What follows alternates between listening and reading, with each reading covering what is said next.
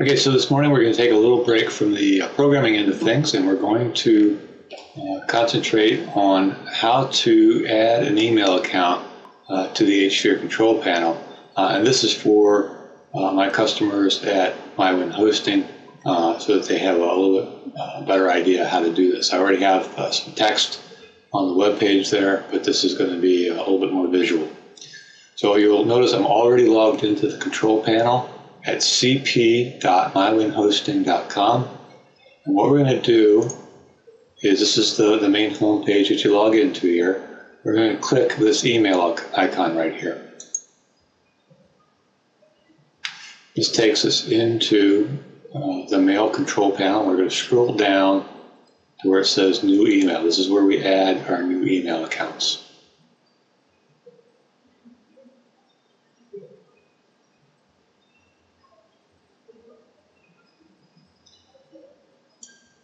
And this screen is where we actually are going to set things up. So say we want to create an email address called info. We'll add an info right there.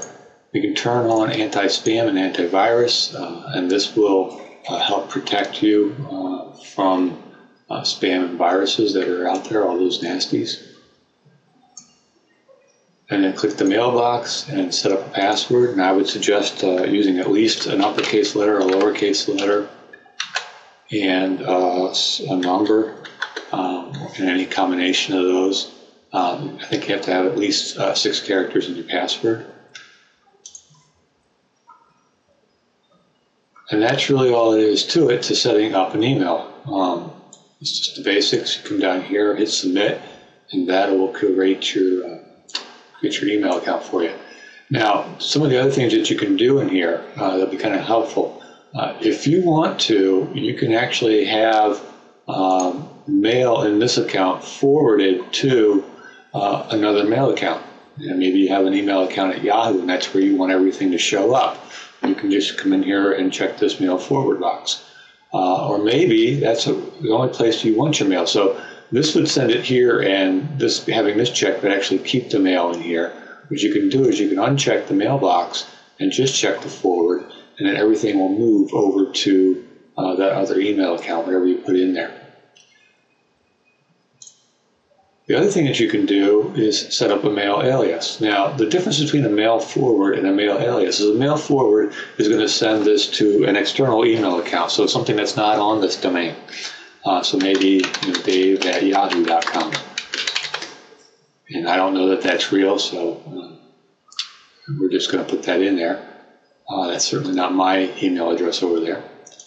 Mail alias will allow me to dump mail that comes into this mailbox into another email mailbox that's actually living on this server as part of this domain. So you'll see I have Postmaster and Webmaster already set up, and I can actually dump the info email into the Postmaster or the Webmaster email accounts. The other thing that we can do in here is set up an autoresponder. So maybe you're going to be out of the office, you don't want to keep your Outlook running and sending back autoresponses. You can actually have the mail server set up the autoresponses and put a message in here, I'm out of the office, or whatever. You can also set this up so if people send an email to this account, they automatically get back some type of attachment. So maybe you've got request for information. This will send back that request for information. This can be really useful for businesses. You can have all of these checked, just a couple of them checked, any combination, but you have to check one of them or you're not really creating any type of mail account at all. So we're going to leave this set up to create a mailbox. We're going to turn off the mail forwarding, and then we're going to come down here and hit the submit button. And that creates our mail account for us. Now, a couple other things that you'll want to notice here. We talked about setting up the spam filters in another part, but if we want to configure the anti-spam in here, we can click this little icon here. And this allows us to control how much we want to get very aggressive and not receive anything. a little bit more relaxed, just different variations on how to deal with spam.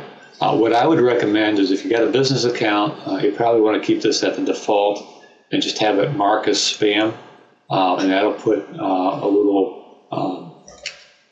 prefix on your subject line telling you that it's spam, and you can have a mail rule in your Outlook filtering that into your spam bucket if it comes in. And then, you haven't lost the mail. You can check your spam folder once a day and make sure you haven't lost any important mail. If you're just a casual user or a home user, or spam's just gotten out of control, and you're like, I don't care if I miss any business emails, I don't want the spam. You can set this up to very aggressive, and you still set up as marking as spam. You're just going to see less of them until you get into your spam folder. Or you can just, anything that looks like spam at all, just delete it from the mailbox. I don't want to see it in my mailbox in Outlook or Endure or whatever the mail client is you're using, and just delete it altogether. Or you can just move it to another email account and check that online every once in a while.